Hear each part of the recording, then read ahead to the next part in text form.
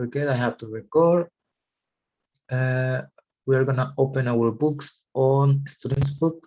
Yeah, we still are in Students Book. We were in unit 7, I think. No, unit 9. Unit 9. This is the unit that we've been working. Yesterday we revised the relative pronouns. No, homework was for you checking the grammar. Hopefully you've done that. It is divided into basically defining and non-defining. No, defining and non-defining. With comma, obviously. Yeah, and no comma. What else did we do? We were checking this. We checked a little bit of grammar. Was this a unit?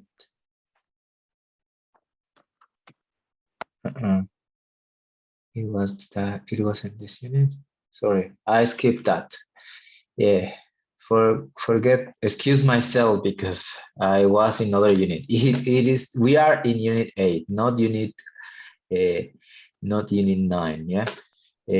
Relative clauses, no, are our main topic. Relative clauses are like adjectives. They give more information about the nouns, no, and sometimes they are used to join two sentences.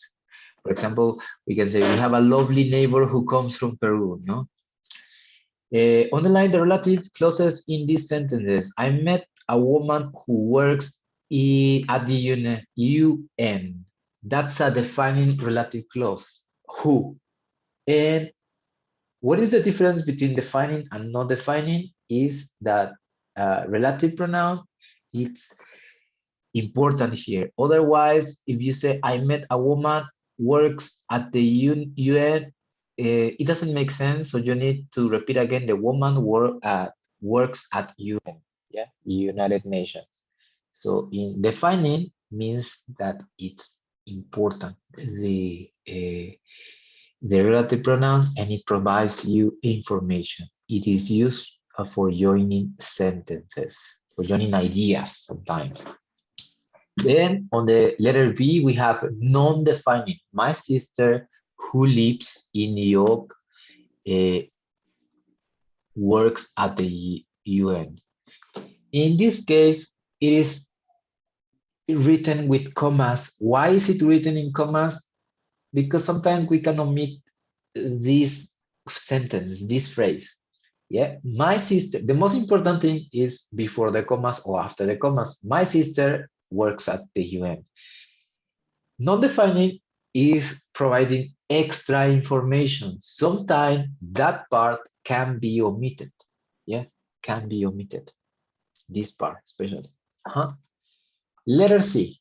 The house, well, it is defining the house which we just passed is Lisa's.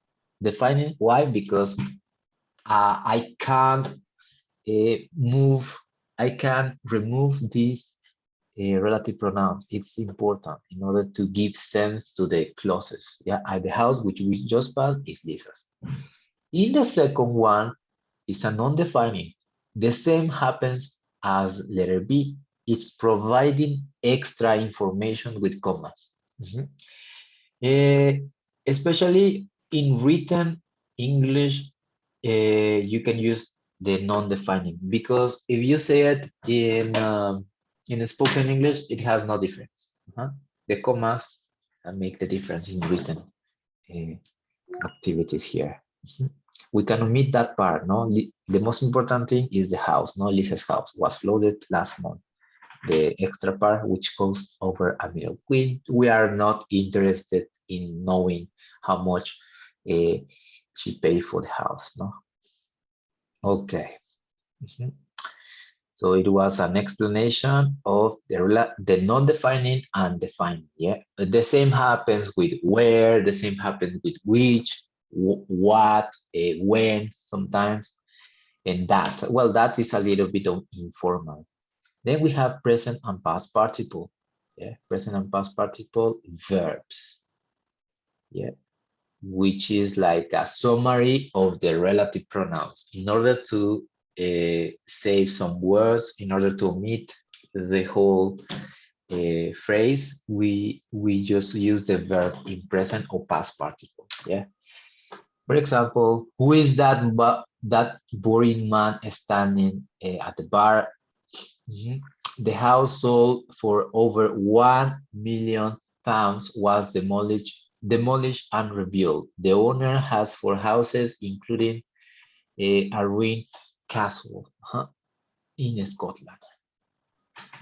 Here, the answer in this case, who is that boring man standing? That is the present participle. No, the house sold, the house which was sold. No, it should be the complete sentence. No, and the owner has 4 houses.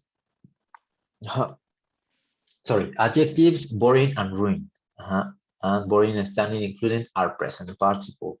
Sold, demolished, rebuilt, and ruined are past participle. Don't get confused with adjectives and present and past participle, guys. They have its same similar function, but they are different in a way. No, they are joined to sentences, to ideas. Provide information. Well, summarize the information of that. Okay, it's everything about punctuation and pronunciation.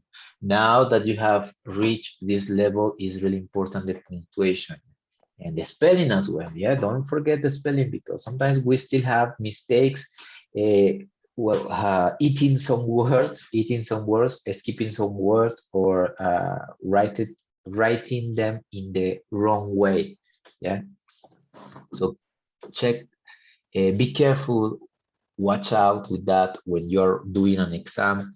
I know that CELE, we are a formal institution, but sometimes some teachers are more flexible than others. And now that you are in B2, in the last level, supposedly you have learned all this spelling punctuation correctly, properly. Yeah. So pay attention on that. Every time you put commas, every time you write correctly one word.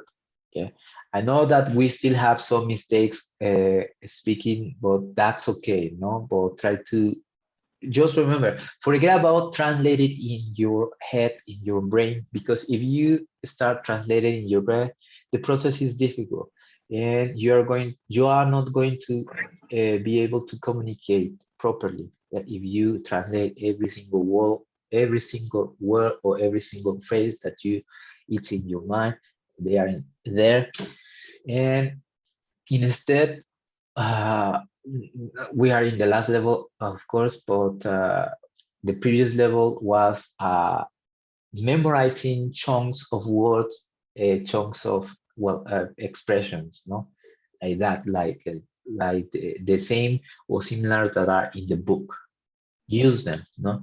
So that's the purpose of each course, to get to use these expressions, no, taken from, you take them literally, you take them and you learn them and you practice them, you repeat them. That's a whole process of learning. Yeah, teaching and learning. Yeah. All right, let's write this no, not right. Read these sentences out loud, and you decide if you put commas or not.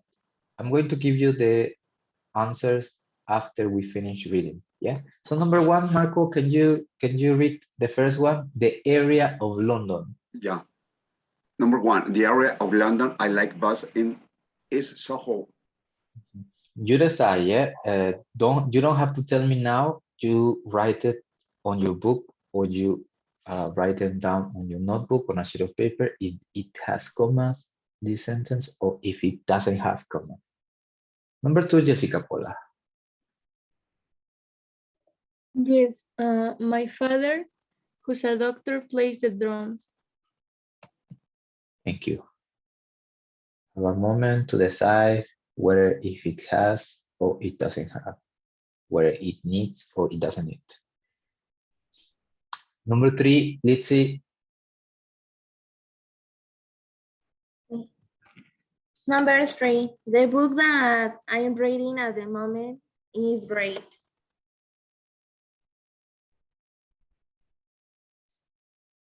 You decide if you put them or not. Next, please, Elizabeth.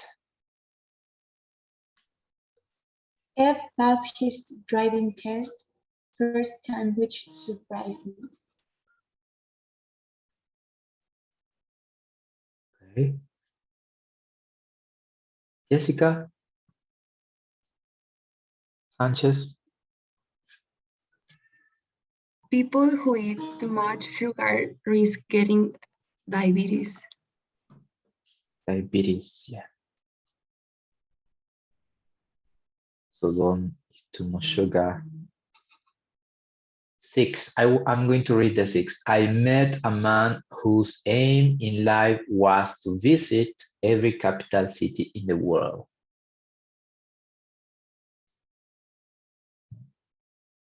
Marco, continue. Yes, number 7, the Channel Tunnel, which opened in 1999, is a great way to get from England to France. Thanks. Ellie. Elizabeth. A short bald man seen running away from the scene of the crime. It's being sought by police.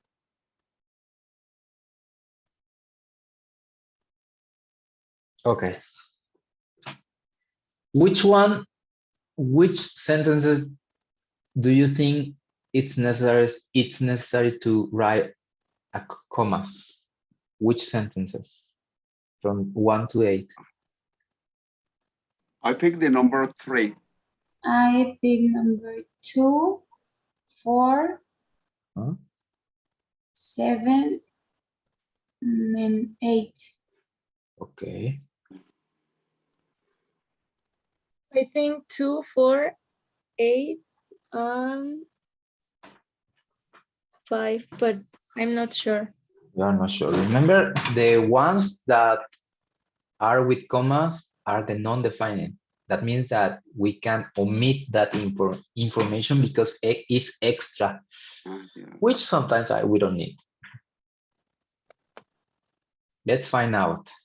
So number 2, indeed, it needed commas between who and doctor. Who's a doctor?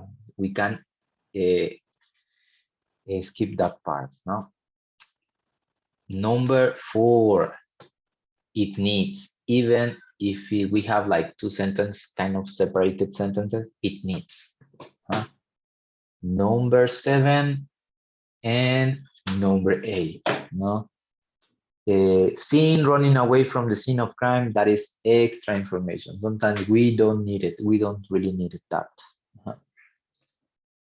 Yeah, that's the difference between non-defining, the ones with the commas, and defining. Defining are the ones that are important and all information is important, yeah, or relevant, yeah, let's say. All right, guys, I know that it's a more, it isn't complicated topic, but it is more about spelling and punctuation, yeah, punctuation. All right, what does each of these sentences mean? With or without commas? Which sentences need commas? Yeah.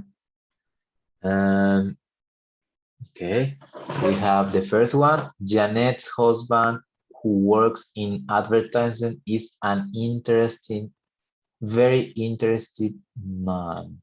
Does it need commas here? Do you think it needs commas? I think yes.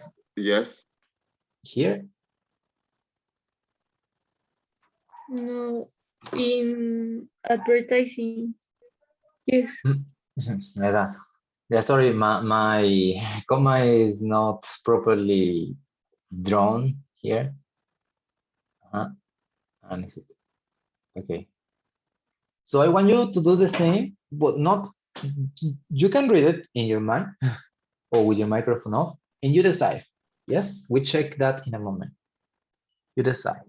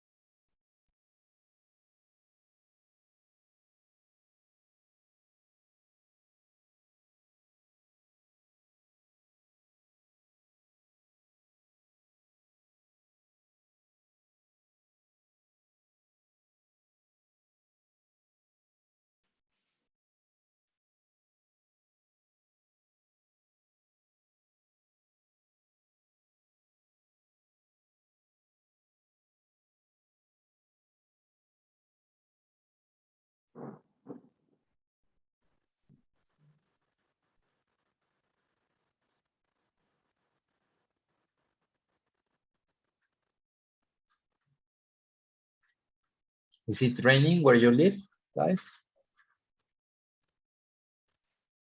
It's going to rain. Okay. If I get disconnected, it's because of the rain. Yeah, because sometimes, you know, the lightning bolts hit near the street where I live, and then lights are gone. Okay, let's check answers, guys. In this case, it needs, the first one we already said that it needs. The second one, it needs as well. Who loves sports are really good. Yeah, without commas, it implies the speaker has more than 2 children. No? Yes, sometimes if we don't put commas, it changes a bit the meaning of the context. Mercury, number 3, it needs, which melts at -39. It talks about mercury being liquid at room at temperature, and outside it also melts -39. Without commas, it implies that there is more than one kind of mercury, but it's factual incorrect. The star in the sky, which never, it doesn't meet here. Number 5, here it doesn't meet. Our house, comma, which is in France, has a swimming pool. In that case, we need commas. Yep.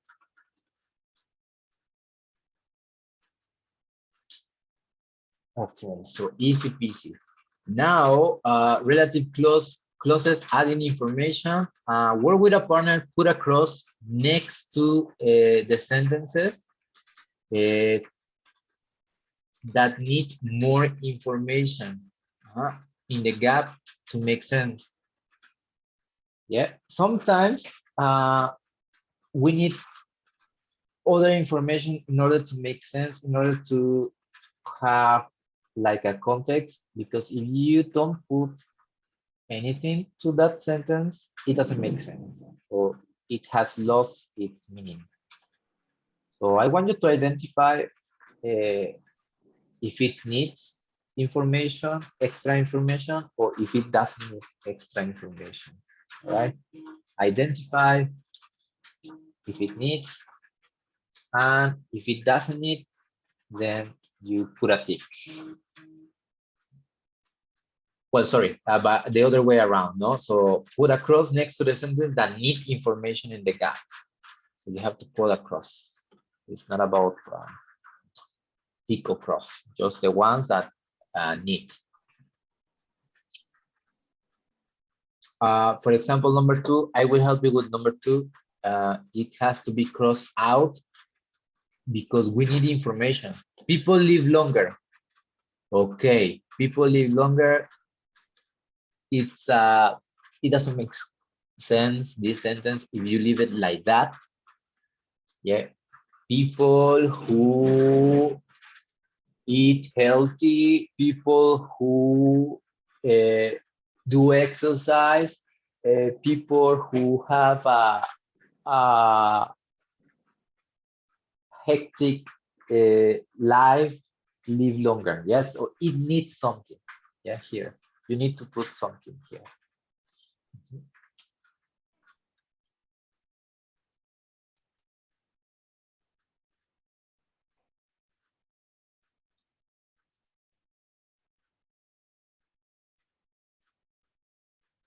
No, for example, that people who eat lots of veggies live longer.